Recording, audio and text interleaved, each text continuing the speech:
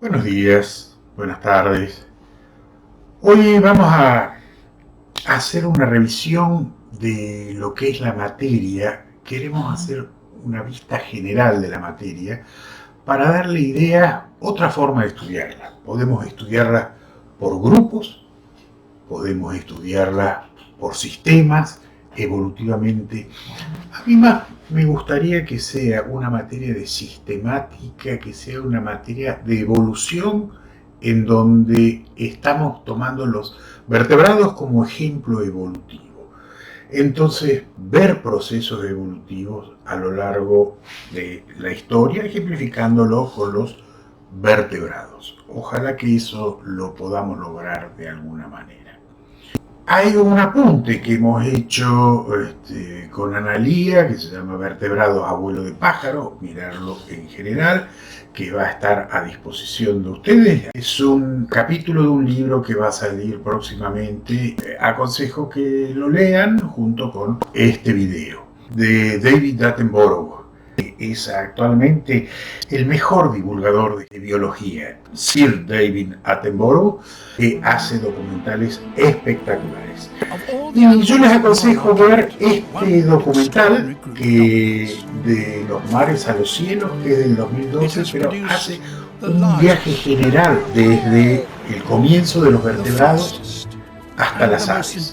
Hay una segunda parte que es con mamíferos. Ahí le pongo el sitio de YouTube para poder ver el documental y les aconsejo poner los subtítulos en castellano, ¿no es cierto? Ustedes tienen que poner, primero cliquear abajo a la izquierda donde dice subtítulos y poner los subtítulos en inglés. Y posteriormente de que han puesto que haya subtítulos en inglés, hay una ruedita al lado en donde ustedes ponen traducir automáticamente y ahí eligen el idioma que traduzcan al español y recién ahí pueden ver el documental completamente subtitulado. Así que les aconsejo ver este documental porque es muy bueno. Este es el árbol filogenético de los cordados. Y en este árbol vamos a tratar de identificar grandes momentos de la evolución, que son algunos. Acuérdense que la evolución es fractal. En estos momentos evolutivos, por lo menos ocurren gran cantidad de cosas, todas juntas parecen ser todas juntas, por eso parecen grandes momentos de la evolución. Empecemos a preguntarnos desde lo más básico. ¿Por qué estudiamos a los vertebrados? ¿Y por qué nos interesa particularmente los vertebrados? Hay toda una materia para estudiar los vertebrados. ¿Somos tan importantes? ¿Somos el pináculo de la evolución? Bueno, esto depende de la pregunta que estemos haciendo. ¿Qué significa el pináculo de la evolución? ¿Qué es mejor? Somos en complejidad mucho más complejos que las bacterias o mucho más complejos que otros animales. Eso habría que verlo y está discutible. Sin embargo, en términos generales podríamos decir que sí. La frecuencia o por lo menos la cantidad, los más sencillos en organización celular, son los más abundantes. Entonces, ¿son ellos realmente el pináculo de la evolución? Están hace millones de años, siguen sobreviviendo y además están en grandes cantidades. ¿Nosotros somos el organismo dominante de la Tierra? ¿Realmente qué significa dominar? Si es por abundancia, o sea, el número de individuos, miren los colémbola, cuya población se ha calculado de un 1 seguido por 24 ceros, o sea, 1.000 trillones, creo que es así la cifra, de individuos. Mientras que la humanidad somos 7.700 millones de personas, o sea, un 7 seguido solamente de 7 ceros. La hormiga argentina hace supercolonias costeras de más de 6.000 kilómetros en California. Nuestras más grandes ciudades no llegan a esos tamaños. Y estas supercolonias están conectadas genéticamente. Y si queremos medir si somos dominantes en cuanto a número de especies, el formato escarabajo tiene más de 400.000 especies descritas y seguramente deben ser muchísimas más. Los vertebrados somos solamente 62.000. Por lo tanto, los vertebrados también somos poco importantes. ¿Cuál es la proporción de vertebrados en el reino animal? Bueno, algunos dicen que quizás seamos el 10% de los vertebrados respecto al resto de las especies. Algunos dicen que somos solamente el 1% de las especies. Realmente no somos demasiado importantes en el mundo animal. Miremos dentro de los vertebrados, nos posicionemos nosotros, los seres humanos. Nosotros somos mamíferos. Y dentro de este grupo menor de los mamíferos, fíjense, los primates somos estos, los verdes, que estamos acá, también somos realmente la menor proporción dentro de la cantidad de especies de mamíferos que hay. Veamos la biomasa. El de las plantas es 1000 veces mayor que el de los animales, la biomasa de las plantas. Veamos esta figura que me llamó la atención Alfredo Grau sobre esta figura, en donde las plantas realmente tienen en gigatoneladas en biomasa en todo el mundo, con mayor cantidad de biomasa.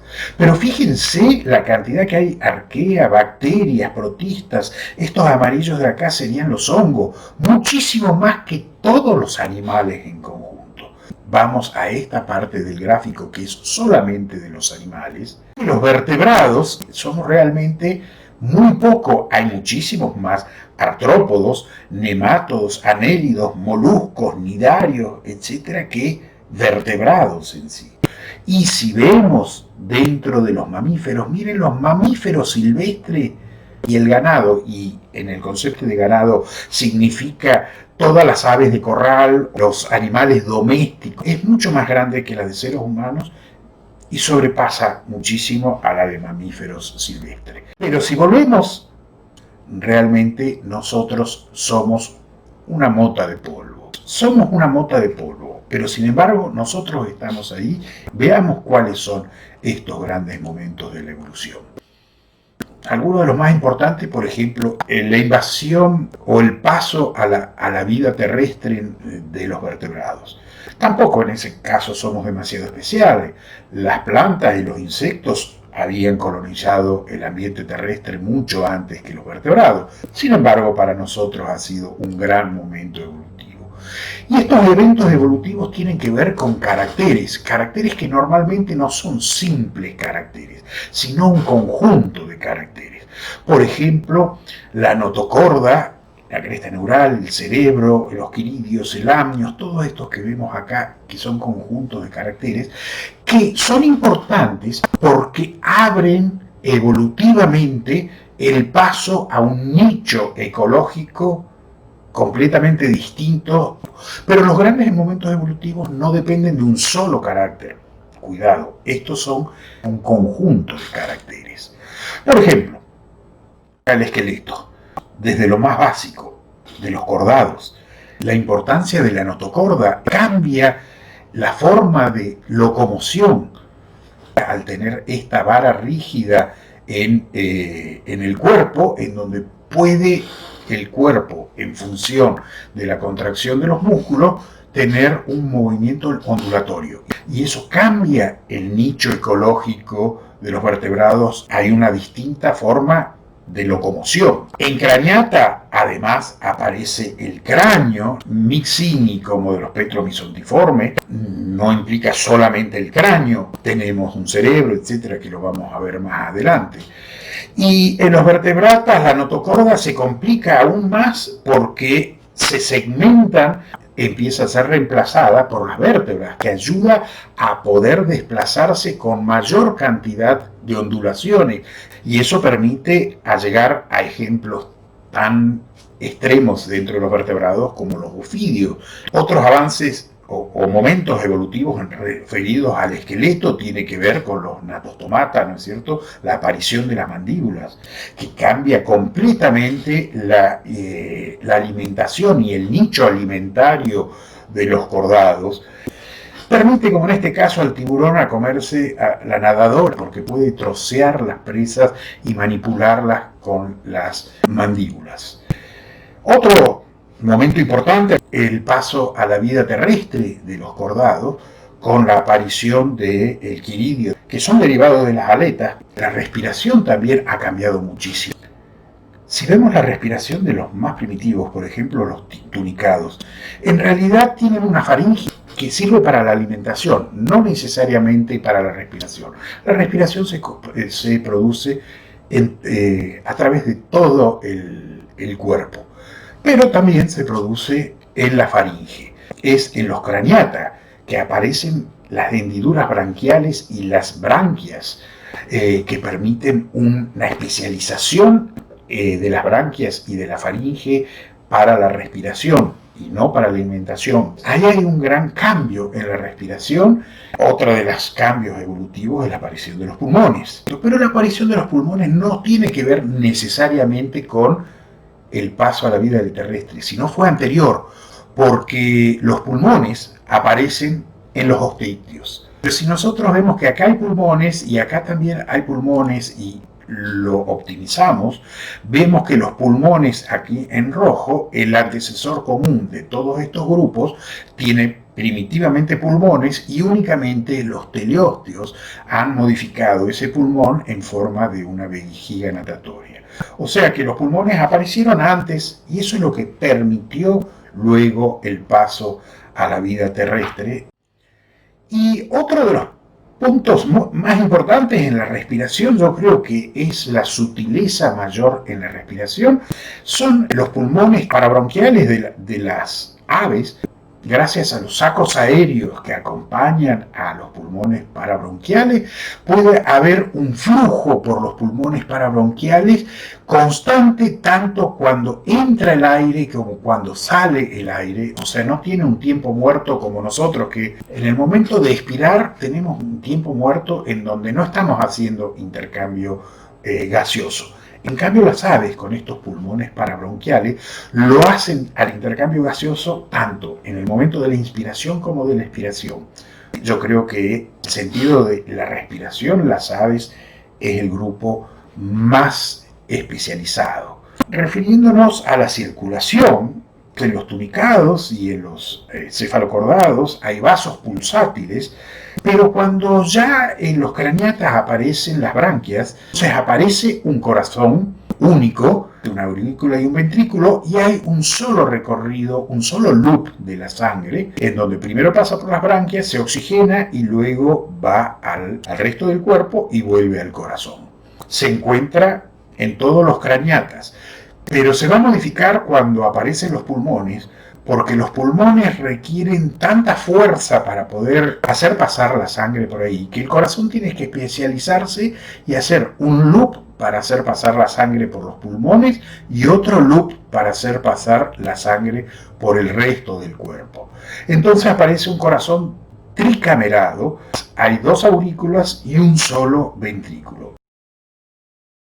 Hay un estadio intermedio que tienen tanto los cocodrilos como las tortugas, en donde el ventrículo tiene una tabicación, y en las aves y los mamíferos ya este tabique es completamente funcional, y entonces normalmente no hay intercambio entre la sangre oxigenada y desoxigenada, no se mezclan. El corazón de los peces, en donde hay un seno venoso, una aurícula, un ventrículo, y de ahí sigue para el resto del cuerpo. En el caso de los anfibios, en azul tenemos una aurícula, tenemos el ventrículo en violeta, tronco arterioso que va a los pulmones, y la sangre oxigenada vuelve por la aurícula izquierda y llega otra vez al ventrículo. Aquí tendríamos el caso de algunos de los reptiles, ¿no es cierto?, como las tortugas y cocodrilos, en donde hay un tabique pero incompleto,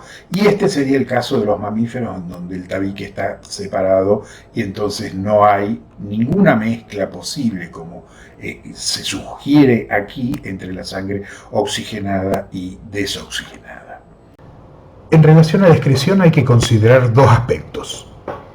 Uno es la regulación del equilibrio osmótico del medio interno respecto al externo. Todos los invertebrados acuáticos son isotónicos respecto al agua de mar, mientras que en el caso de los vertebrados pasan a ser hipotónicos respecto al agua de mar. Entonces las sales intentan entrar al cuerpo y el agua intenta salir del cuerpo. O sea, nos podemos morir de sed en un medio marino si hay mucha sal. Entonces necesitamos algún sistema para poder compensar y no deshidratarnos cuando somos hipotónicos en un medio hipertónico. Todos los vertebrados lo hacen gracias a los riñones. Sin embargo, los condrictios son isotónicos, pero de una manera distinta, gracias a la retención de urea. Entonces la excreción está muy relacionada al aparato de excreción, en donde la excreción está realizado a un riñón metamérico, en donde se divide en un pronefros, un mesonefros y un opistonefros. Y en los grupos más basales se utiliza principalmente el pronefro. Luego aparece el mesonefros, pero en el caso de los amniotas aparece un metanefros, un riñón novedoso que le permite a los amniotas excretar urea y ácido úrico. El amoníaco es la forma más fácil de excretar los residuos nitrogenados. El amoníaco es muy venenoso cuando está en altas concentraciones. Entonces, si queremos excretar el amoníaco, diluyéndolo en gran cantidad de agua, necesitábamos expeler una gran cantidad de agua. Pero los amniotas hacemos la excreción con ácido úrico o con urea, en el caso de los mamíferos, que permite hacer una excreción con muchísimo menos cantidad de agua. En el caso de los mamíferos nosotros lo hacemos por medio de urea y nuestra orina puede concentrarse bastante, pero siempre tiene que ser líquida. En cambio, el ácido úrico permite que la orina llegue a ser sólida y cristalizar los cristales de ácido úrico. Por eso las aves, cuando excretan, lo hacen por medio de cristales que son blancos, y por eso las deyecciones de las palomas son blancas. En el sistema nervioso, los cordados mismos ya cambian el sistema nervioso respecto a los protóstomos e inclusive a los deuteróstomos más primitivos, en donde ellos tienen el sistema nervioso ventral. En cambio, los cordados tenemos el sistema nervioso dorsal. Hay una inversión de la larva y el sistema nervioso quedó en el lado opuesto, o sea, en la parte dorsal y no en la parte ventral. Hay una cefalización ya en los tunicados, en los cefalocordados y en muchos invertebrados, pero en los craniatas la cefalización se hace extrema porque aparecen los órganos de los sentidos y además el cerebro se divide en tres partes: en un cerebro anterior con los lóbulos olfatorios, un cerebro medio y un cerebro posterior que va a terminar siendo el cerebelo, al cerebro humano, en donde este cerebro medio es realmente el que está más desarrollado. Pero no solo es el cerebro, sino también es la transmisión nerviosa. Tiene cambios evolutivos. En los natostomados se hace por nervios mielinizados que tienen estas vainas de mielina en el axón. Permite que la transmisión del impulso nervioso, la propagación del impulso nervioso a lo largo del axón sea saltatorio, y eso hace que sea muchísimo más rápido y podemos tener reacciones muchísimo más rápidas. Aparecen nervios craneales, van aumentando en número hasta llegar a los 12 pares. Por supuesto, los nervios espinales también son muy importantes. Con respecto a la digestión, hay grandes cambios evolutivos. Aquí tenemos el tubo digestivo de lo que puede ser un tiburón, una salamandra, una lagartija una paloma y un mamífero, con cambios en las distintas partes y también el largo del intestino, que en algunos casos puede llegar a aumentarse la superficie por medio de la válvula espiral, mientras que en otros casos el intestino aumenta la superficie alargando el intestino. En general, los herbívoros necesitan un intestino mucho más largo para procesar la comida que los carnívoros. Con respecto también a la reproducción, hay cambios. La fecundación interna ya aparecen en los natos tomados. Hay muchos condrícteos, teleósteos, anfibios que tienen fecundación interna.